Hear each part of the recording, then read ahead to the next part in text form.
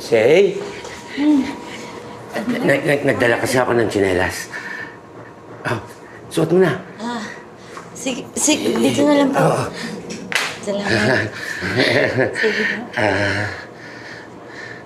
Do you need anything po?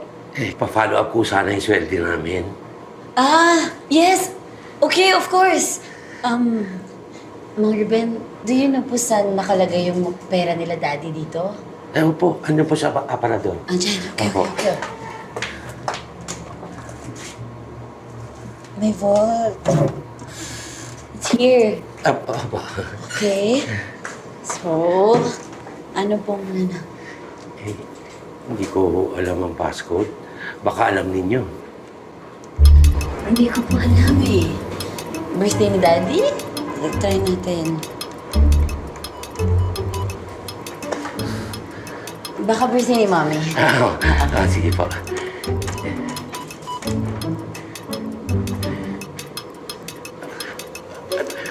Anniversary!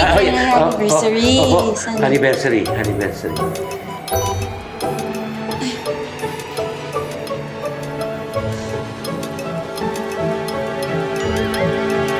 What?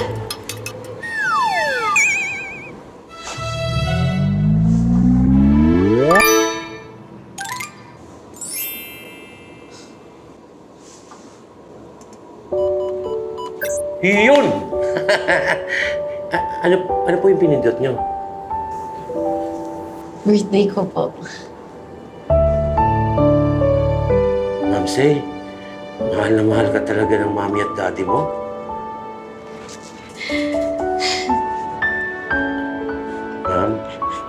Ma'am, yung sweldo namin.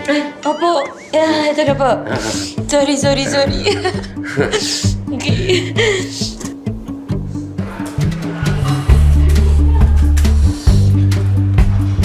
Ay, good morning, ma'am. Ay, Say pala, Say. Good morning. Say! Tita Susan. Nabibisita po kayo. Siyempre! Gusto ko lang kasing bisitahin tong litsuna ni Kuya. Concern lang din kasi ako kung sino na ba yung nagmamanage nito. That's me po. That's why I'm here. Ikaw? Yeah. Sa ganda mo niyan, di ka bagay dito. Baka gusto mo ako na lang sumalo nito. Di ba alam mo naman na business major tong tita mo? Eh ikaw, fashion! Ang layo sa litsyon, iha. It's okay po. I can manage. Mataas naman po yung sales ng business. Kaya kayang-kaya ko naman po. Really? Yeah. Are you sure? Yes, I'm sure, tita. Yun nga eh. Mataas ang sales pero baka bumagsak. Don't worry po. I won't let that happen. I promise. Okay. Sabi mo eh. Sige po. Sige. Ingat po kayo. Tingnan natin kung kaya mo. Okay, Iha.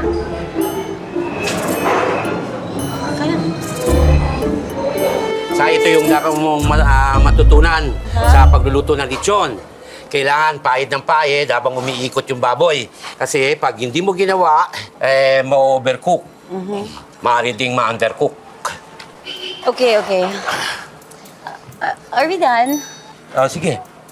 Sa susunod, tuturuan naman kita ng pagtitimpla para sa baboy yung nilalagay sa loob ng baboy. Tapos yung pagluluto na rin, ha? Wait, oh my gosh, no, me? I'm gonna cook?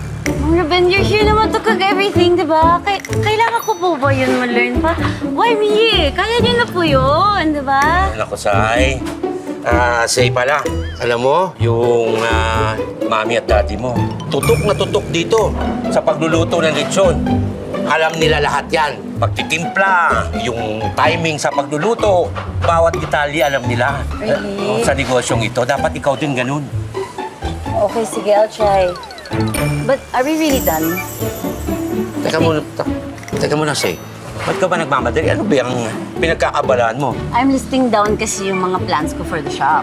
Like, mga renovations, mga kailangan pang gawin. Like, we can change the roof, tapos mga pwede pang mag-add ng mga decors dito para mas masaya din magtrabaho, di ba? Para hindi po kayo nalulungkot dito. At itong wall na to, pwede natin linisin yan.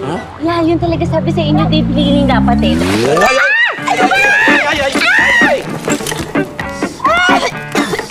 Ay! Ay!